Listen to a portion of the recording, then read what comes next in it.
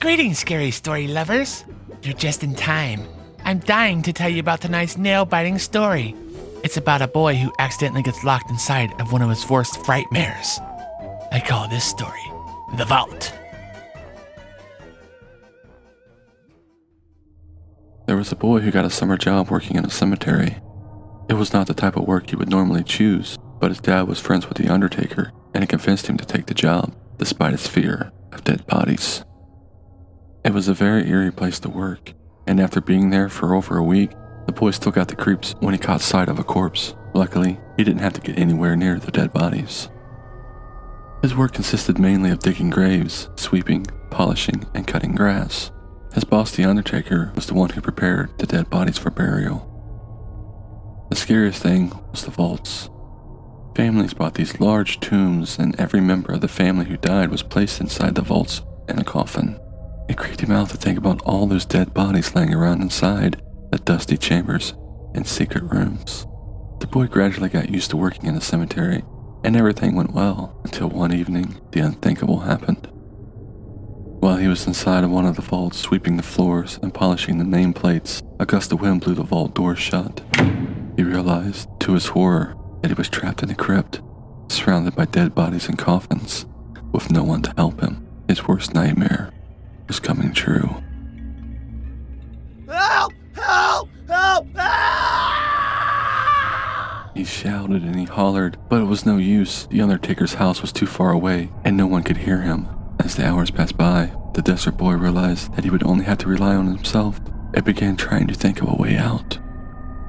There was a small open window high above the vault door. Unfortunately, it was too high to reach. Looking around the tomb, he decided he could use the coffins. If he stacked them up, one on top of the other, they could form a flight of steps. After stacking the coffins against the door, the boy climbed up them, gently taking care not to tip them over. Just when he thought the plan was working, he stepped on top of a coffin, and the wood gave away under his weight. His foot went straight through the coffin lid, and he felt a sudden sharp pain in his leg.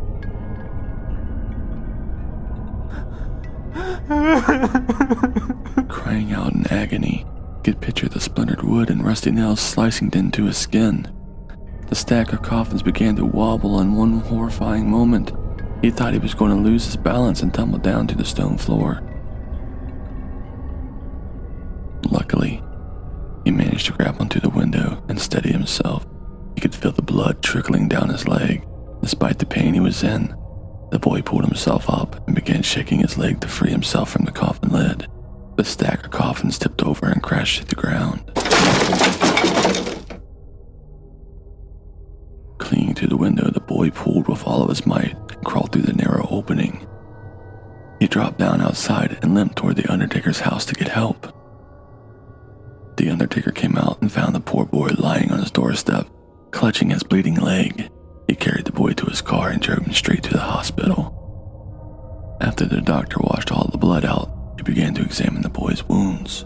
"How did you get those injuries?" Asked the doctor.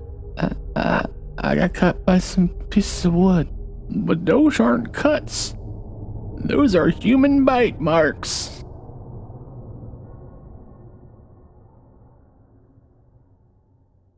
Well, I guess he's never heard of a door stopper. It would have saved him an arm and a leg.